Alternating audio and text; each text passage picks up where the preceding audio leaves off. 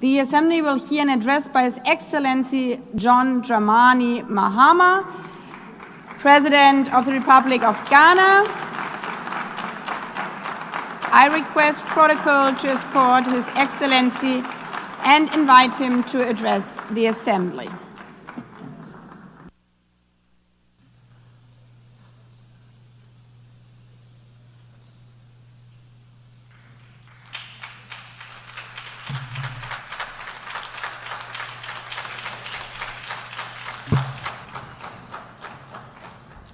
Thank you, Madam President, Mr. Secretary General, Excellencies, ladies and gentlemen. At this 80th session of the United Nations General Assembly, I'd like to speak about Africa's role in the future of this organization. However, it's impossible to do that without first considering the collective role that Africa played in its founding, which was small and relatively insignificant. Of the 51 member states involved in the founding of the United Nations in 1945, only 4 were African: Egypt, Ethiopia, Liberia, and South Africa.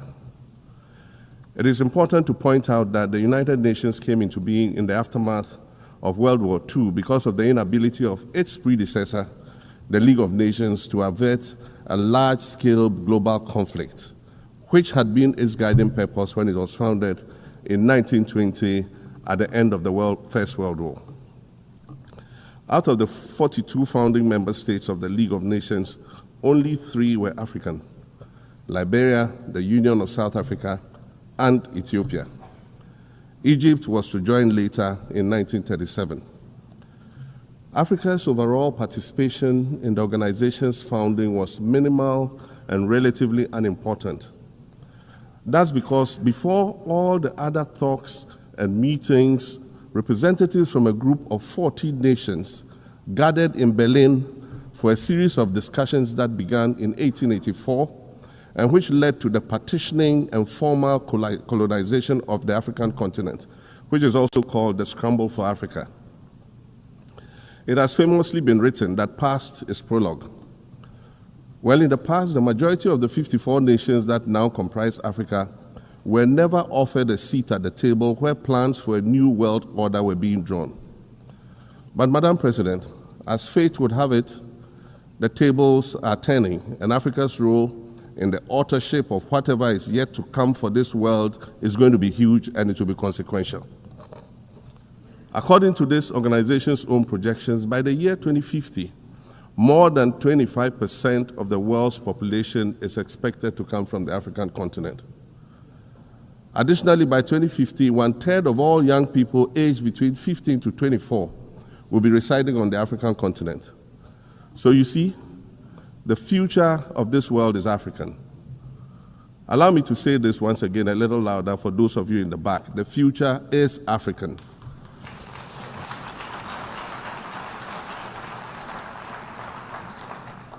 Already today, Africa is a catalyst for human potential and development, as well as for economic reform and ecological stability.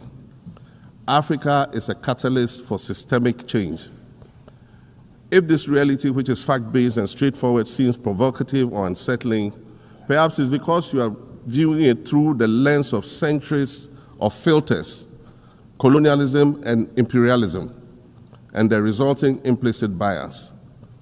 Maybe you are unaware of the resilience of African nations or their remarkable ability to make a strong comeback just when you think it's safe to count them out.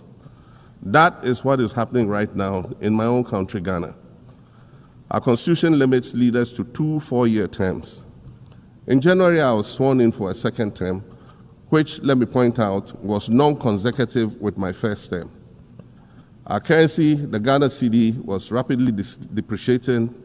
Faced with rising inflation, a huge debt burden, and low morale amongst our citizens, my new administration settled down quickly and embarked on an ambitious program of comprehensive transformation designed to restructure Ghana's economic foundation and enhance our competitive standing globally. We refer to this process of recalibration as our reset agenda.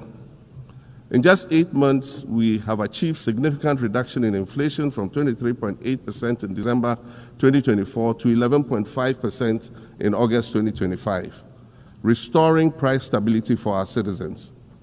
Additionally, our currency, the Ghana cedi, has appreciated considerably against other currencies, with Bloomberg reporting it as the best performing currency in the world at one point. Our improved sovereign credit rating reflects increasing investor confidence in our economy, and our 24-hour economy initiative promises to transform our economy. And there's a renewed willingness amongst our people to trust that their elected officials have Ghana's interests at heart and that we're progressing together. Madam President, I believe that in honor of this milestone celebration, the United Nations should also embark on a process of serious recalibration and establish its own reset agenda. Since the organization's founding, the number of UN member nations has nearly quadrupled. And quite frankly, it is not the same world that it was back then when the UN was formed. I mentioned earlier that I began my second non-consecutive term as president this past January. My first term ended in January 2017. In that span of time, 8 years, the world has changed with such ferocity. My first days in office after my return felt as though I had just awakened from a Rip Van Winkle-style sleep. Now, no, that was only after 8 years. Imagine then what it will be like after 80 years since the founding of the United Nations. In 1945, the sun had not yet set on the largest empire in history. The most common mode of international travel was by sea. The personal computer had not been invented, let alone made portable. And television, a new convenience, was still in its infancy, albeit in black and white color. Relations between the US and the Soviet Union were turning frosty, with Winston Churchill declaring that an iron curtain has descended across the European continent. Fast track 80 years on, in today's world, hundreds of thousands of commercial flights take off and land every day. Libraries have been digitized so that volumes of literature can exist on a small device, small enough to fit inside your pocket. We live in a world of cryptocurrency, artificial intelligence, social media, the internet and its dark hidden dungeon of the dark web, all of which carry a potential threat to global peace and security. Climate change is real, and we're fighting a losing battle against the loss of Maldives and other island nations to the rising sea level, against the loss of Timbuktu to desertification and the Amazon forest to global warming and deforestation. Madam President, the UN Founding Charter is outdated when it comes to representation in this August Assembly. The most powerful post-World War II nations are still being rewarded with an almost totalitarian guardianship over the rest of the world.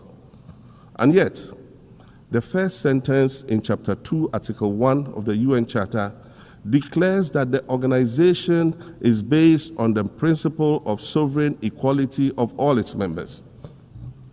If this were true, and was the case, a continent as large as Africa, with its numerous UN member states, would have at least one permanent seat on the Security Council.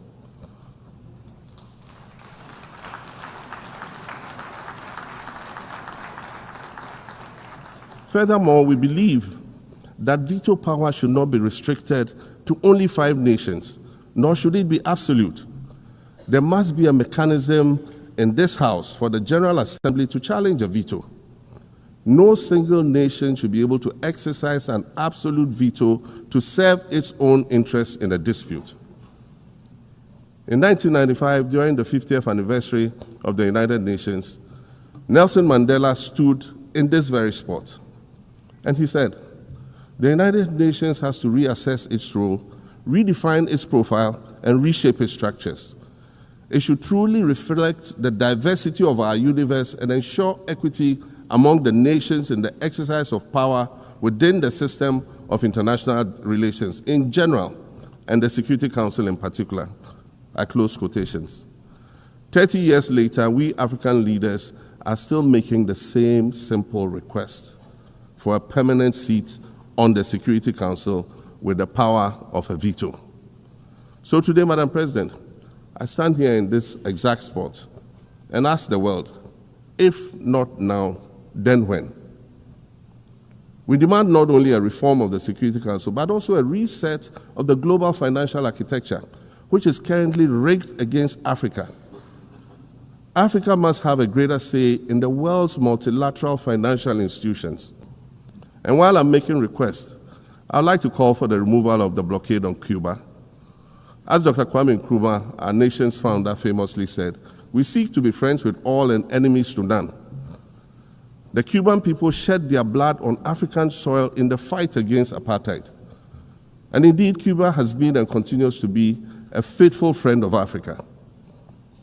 You see, the very fact that I can stand here and ask these things and say these things, and the fact that all nations can ostensibly gather here to address critical global issues, air our grievances, and express our concerns, that is what makes the survival of this organization so important. In every old city or village, you will find a town square, or a courtyard, or a plaza that once served as a gathering space for the citizens of the community and their leaders. Meetings and celebrations were held there, as were trials and elections. And these were spaces that brought people together and held them together as a community. Sadly, time and technology have eroded these spaces. Madam President, in many ways, the United Nations is the proverbial town square of our modern global village. And it has never been more critical for us to protect this one space that brings and holds the world nations together as a community.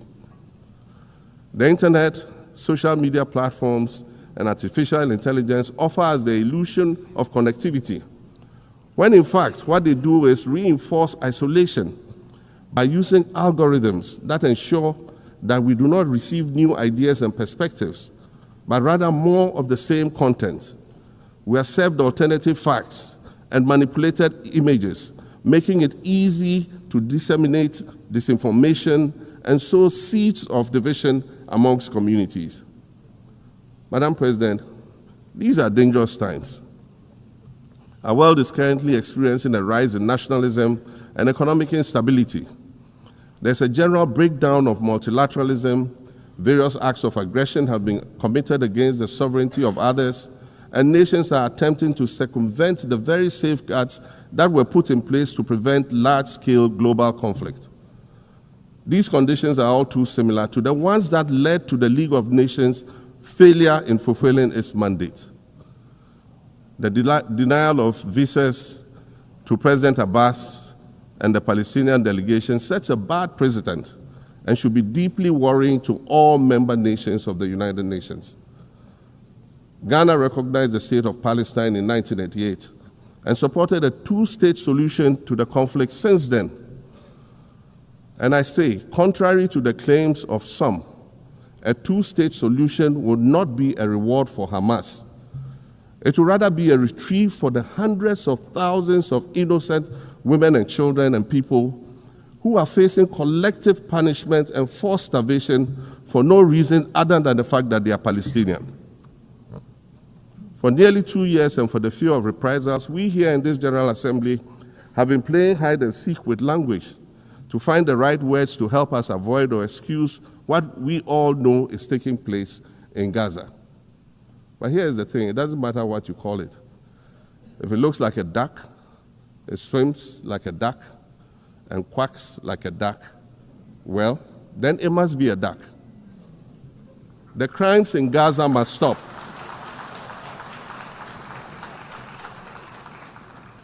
The crimes in Gaza must stop. Madam President, I also want to draw particular attention to the conflict in Sudan, which this body has described as the world's largest humanitarian crisis. 12 million people have had to flee their homes. And when we speak of migration, we refer to the 12 million new Sudanese refugees, whom we as a global community should be willing to assist in much the same way that many member nations readily assisted new refugees coming out of Ukraine. Let's dispense with the euphemisms and dog whistles and speak frankly. It is not a mystery that when leaders of Western nations complain of their migration problems, they are often referring to immigrants from the global south. But many of those immigrants are climate refugees. And interestingly, the global north emits 75% more greenhouse gases than the global south. However, the effects of climate change are more severe in the global south because we lack the resources to address them effectively. And so when the desert encroaches on our villages and towns and they become unlivable, we are forced to flee.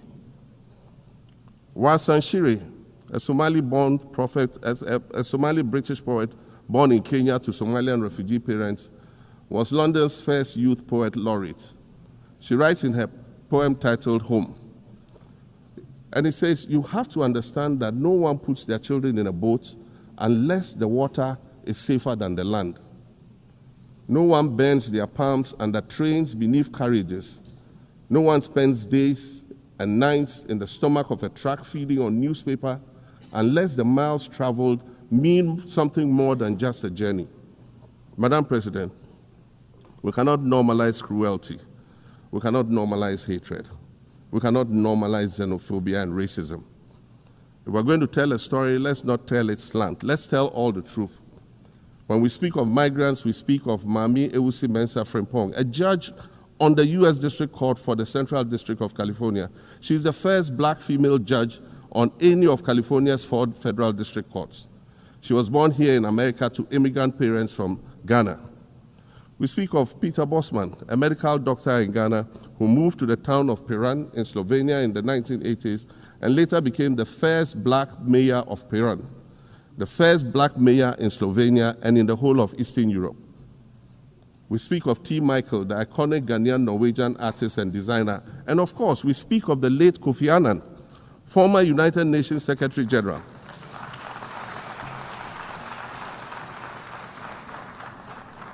Former United Nations Secretary General and Nobel Peace Prize recipient, who was born in Ghana but spent his adulthood in various places in America and Europe.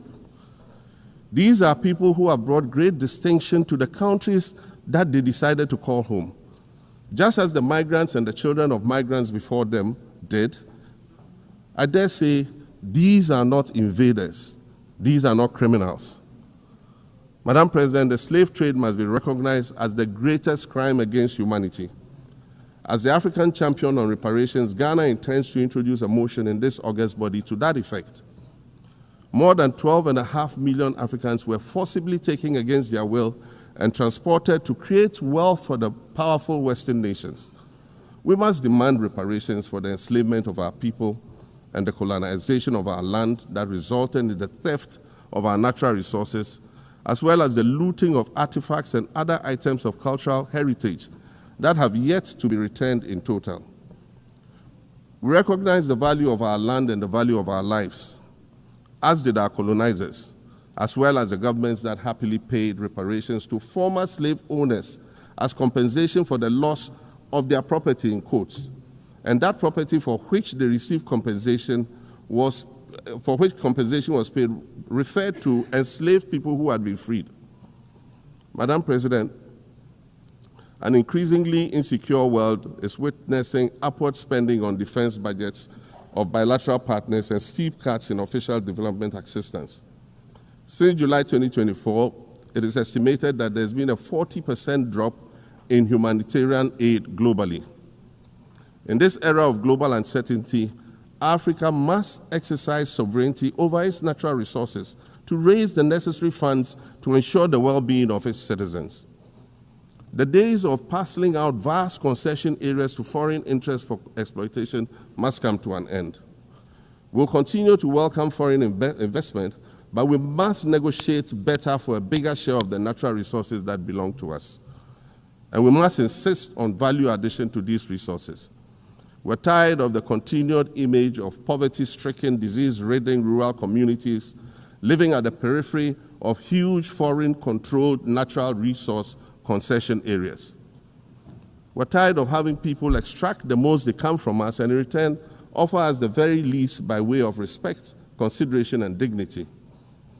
We're tired of not being represented in ways that reveal the richness and complexity of our history or acknowledge all that we have overcome to arrive here in this liminal space of untold possibilities.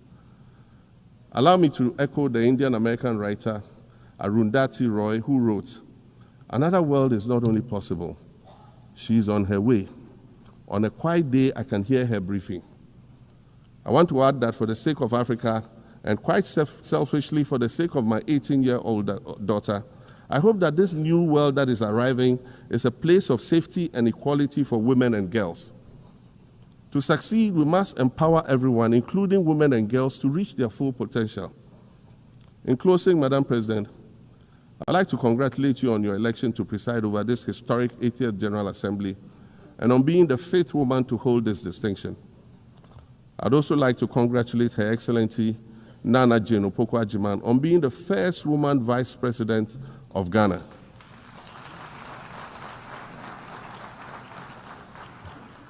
Now every Ghanaian girl knows the heights to which she can ascend. Words matter, but issues of representation matter even more, which is why Ghana looks forward to the appointment of a woman as Secretary General of this organization in the near future. Madam President, Your Excellencies, I thank you for your kind attention.